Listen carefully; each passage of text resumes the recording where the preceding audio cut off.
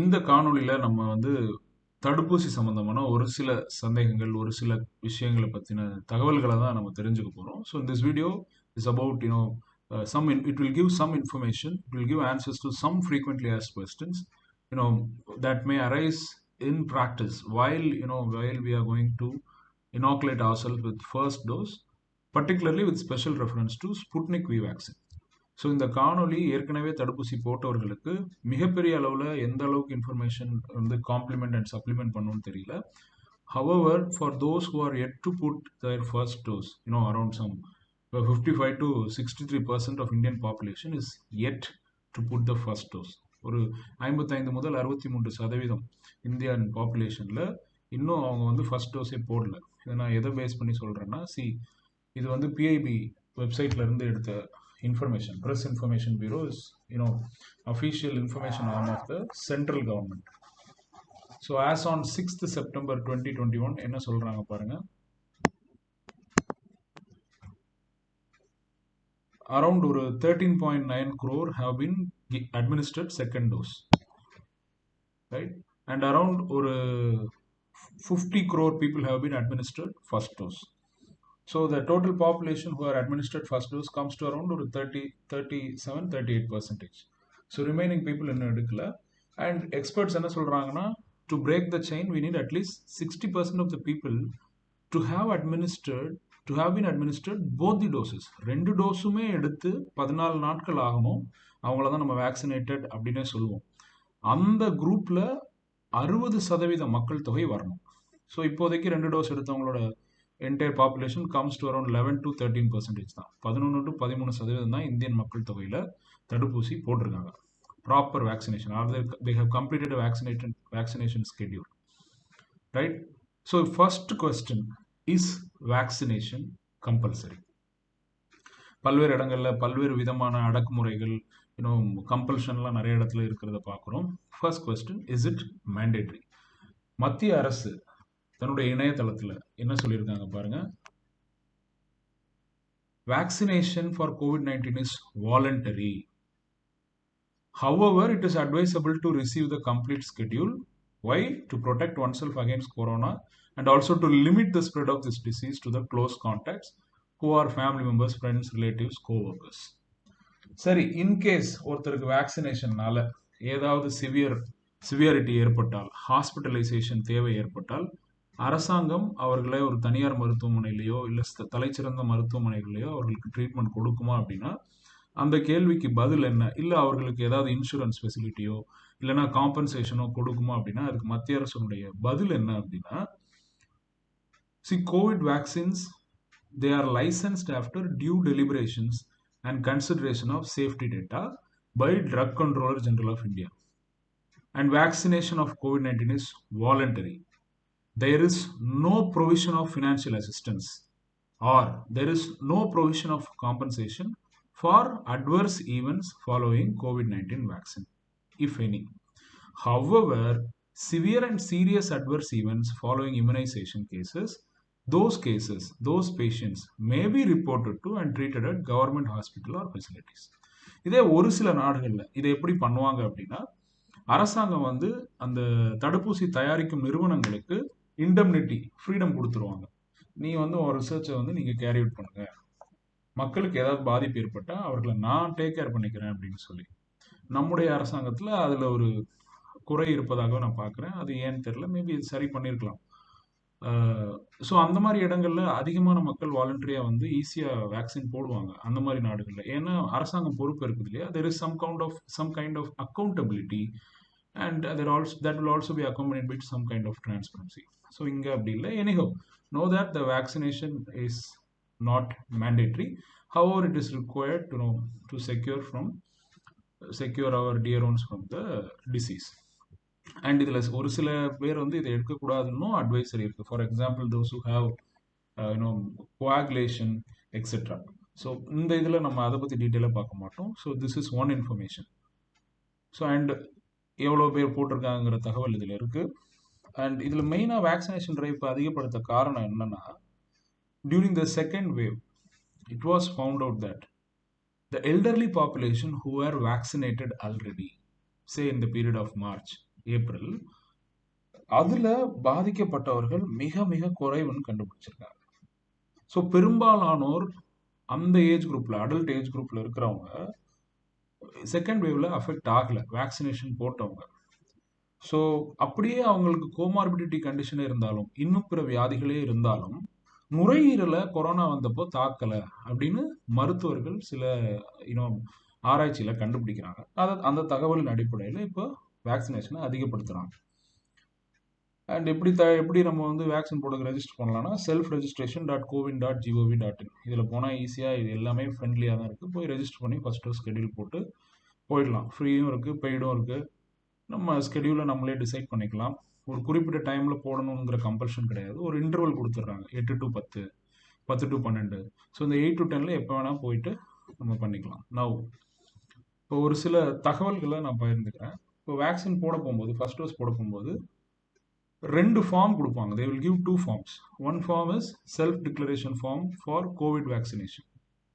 In that form, there will be reference ID, MR number, mobile number, ID proof number. Reference ID will be already issued to us by the government when we fix our schedule. MR number will be filled by the concerned hospital. Mobile number, நம்ம mobile number, ID proof number, if we give Aadhaar number, that will be Aadhaar number தான் ID proof number இருக்கும். இந்த declaration ஃபார்ம்ல என்ன சொல்லுவாங்கன்னா, எனக்கு வந்து I don't have any comorbid conditions like DM, HTN, CAD, CKD, CLD, cancer, அலர்ஜிஸ்ன்னு இருக்கும். இதில் வருத்தம் என்னன்னா, நிறைய இடங்கள் இந்த ஃபார்ம் ஆங்கிலத்தில் இருக்கு. அது ரீஜனல் லாங்குவேஜ்ல இருந்தால் நல்லா இருக்கும். In many places, these forms are in English language. It would be better if they are also available in regional languages. And in many places, இது வந்து full form கொடுக்கல. They have not given the full form. Then how will people know what is DM, what is HTN, what is CAD, what is CKD? And many a place they will simply fill no. DM means diabetes mellitus. HTN means hypertension. CAD means coronary artery disease. CKD means chronic kidney disease. CLD means chronic liver disease. So first they will ask, in the self-declaration we will say, I don't have any comorbid conditions such as this. Now what if we have one or more of these comorbid conditions? At that case, the hospital authorities will direct the particular individual to a particular doctor. Now, based on the doctor's advice, the person will take the vaccination first dose. So அவ்வளோதான். So இது comorbid இருந்துச்சுன்னா அப்போ vaccination கிடையாது அப்படின்லாம் இல்லை. In many places, government document clearly say that those who have comorbid conditions must take vaccination to secure themselves or to make themselves shift from vulnerable to hard target. Right? Next document, patient registration form. சில இடங்களில் தரலாம், சில இடங்களில் தராமல் இருக்கலாம். நான் அடுத்து இப்போ ஸ்புட்னிக்கை பொறுத்த அளவில் generally they say in COVAXIN and in Covishield there is no difference between first dose and second dose with respect to the content injected into our body. அவங்க மருந்து போடுறாங்க இல்லையா உடம்புல, அந்த மருந்துல வேறுபாடு இல்லை. ஃபர்ஸ்ட் டோஸ்க்குள்ள அதே மருந்தை தான் செகண்ட் டோஸ்க்கும் போடுறாங்க. ஸோ அந்த வயலை வேறுபடுத்த வேண்டிய அவசியம் இருக்கு. அந்த வயல்னா அதை வைத்திருக்கக்கூடிய அந்த சின்ன ஒரு பாட்டில், அந்த பாட்டிலில் வேறுபடுத்த வேண்டிய அவசியம் இல்லை. வாட் எவர் இட் இஸ் அவங்க போடுவாங்க. அண்ட் என்ன சொல்றாங்கன்னா, இப்போ கோவிஷீல்டோ கோவேக்சின்லாம் எப்படி இருக்குமானா, ஒரு பாட்டிலில் 5 ml இருக்குமா. ஸோ ஒருத்தரோட உடம்புல எவ்வளோ போடணும்னா 0.5 ml. So 0.5 + 0.5 1 ml. ஸோ 10 பேருக்கு ஒரு வயலை ஓப்பன் பண்ணால் கோவிஷீல்டில் போடணும். ஸோ இமேஜின் கடைசியாக ஒரு 2 பேர் தான் இருக்காங்க. ஆனால் ஒரு பாட்டில் ஓப்பன் பண்ணால் அதில் 8 பேரோட வயல் வேஸ்டாக வாய்ப்பு இருக்குது, 8 பேரோட கண்டென்ட் வேஸ்டாக வாய்ப்பு இருக்குது மற்ற இதில். ஹவர் இன் ஸ்புட்னிக்ல என்ன பண்ணுறாங்கன்னா, ஃபர்ஸ்ட் வயலுடைய கண்டென்ட் வேற, செகண்ட் வயலுடைய கண்டென்ட் வேற. ஃபர்ஸ்ட் வயலுடைய கண்டென்ட் எடுத்து செகண்ட் டோஸில் வர்றவங்களுக்கு போட முடியாது, போடக்கூடாது. ஸோ அதை வித்தியாசப்படுத்துவதற்காக நீங்கள் உங்களில் யாராவது ஸ்புட்னிக் எடுக்கிறதா இருந்தீங்கன்னா, நீங்கள் போகும்போது ஃபர்ஸ்ட் டோஸ் போடும்போது ப்ளூ கலர் பாட்டிலில் தான் அதை வச்சுருக்கணும். அந்த ப்ளூ கலர் வயலில் தான் அதை வச்சுருக்கணும். They should keep it in blue color vial if that is for first dose. Red color vial is for second dose.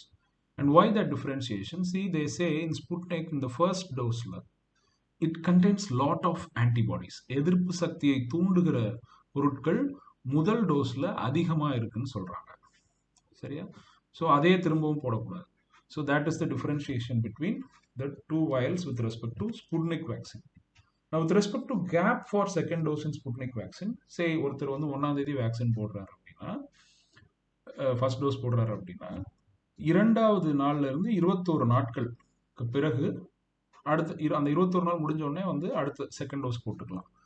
On the other hand, இப்போ நம்ம கோவிஷீல்ட்லாம் எடுத்தோம்னா 84 டேஸ் சொல்றாங்க. இதே கோவேக்சின் 4 to 6 வீக்ஸ்லாம் சொல்றாங்க. So that is with respect to those vaccines. Now, then who should not take Sputnik V vaccine, right? Pediatrics, குழந்தைகள், pregnant women and lactating mothers, they should not take Sputnik V vaccine as on today. ஏன் அப்படி சொல்றாங்கன்னா, we do not have significant research or findings that say that this vaccine is effective and this vaccine is safe to these population. குழந்தைகளுக்கும், pregnant womenக்கும், குழந்தைகளுக்கு பால் தருகிற தாய்மாருக்கும், பாலூட்டும் தாய்மாருக்கும் Sputnik V vaccine safe, அதற்கான அந்த நோயை தடுக்குது அப்படிங்கிற தகவல்கள் ஆதாரப்பூர்வமாக இன்னும் நிரூபிக்கப்படவில்லை. ஸோ அவங்களுக்கு மட்டும் ஸ்புட்னிக் வி கொடுக்கறதில்ல. ஸோ அவங்கள யாராவது வந்தாங்கன்னா நீங்கள் ஸ்புட்னிக் வி எடுக்க வேண்டாம்னு சொல்லி மருத்துவர்கள் அறிவுறுத்துறாங்க. நான் ஈவன் இப்போ நான் கண்டென்ட் பற்றி பேசியிருந்தேன். ஸ்புட்னிக்லையுமே ஒருத்தருக்கு 0.5 ml தான் போடுவாங்க. ஒரு வயலில் 0.5 ml தான் இருக்கவே செய்யும். ஸோ வேஸ்டேஜ் குறைவாக இருக்கும். அவர் மேனுஃபேக்சரிங்கில் அந்த பாட்டில்ஸு, அந்த சின்ன சிறிய குப்பிகளுக்கு வந்து அதிகமான மேனுஃபேக்சரிங் ப்ராசஸ் இருக்கலாம்.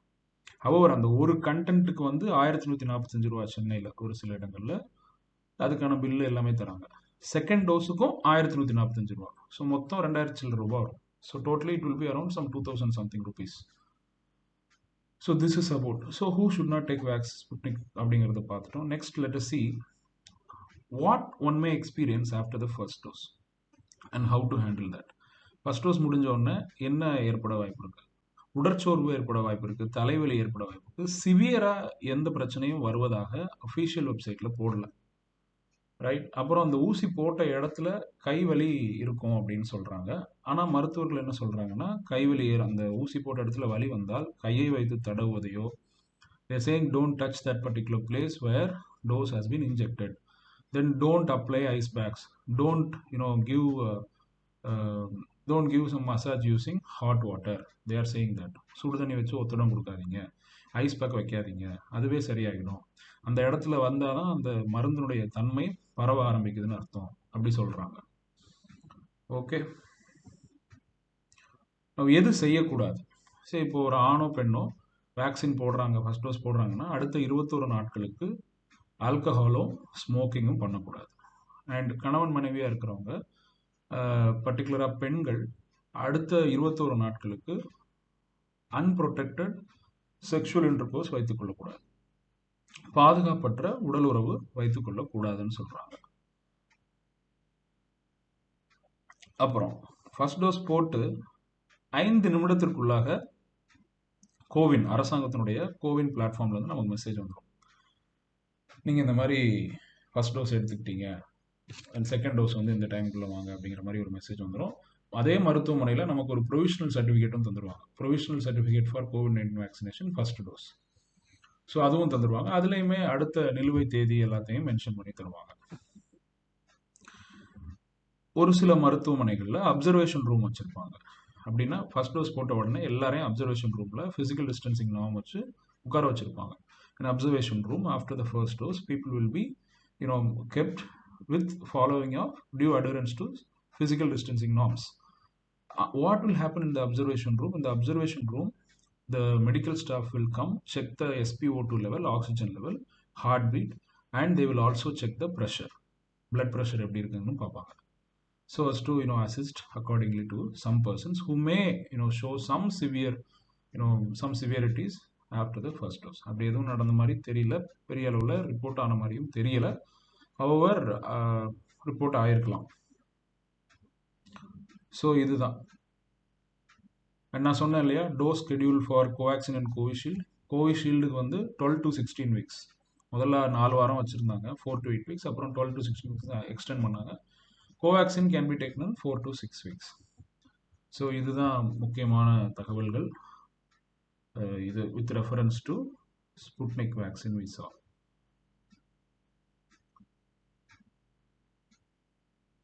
And one more thing, if a person experiences fever, severe fever இருக்கு, ஹேண்டில் பண்ண முடியல, கையில பெயின் அதிகமா இருக்கு, ஹேண்டில் பண்ண முடியல.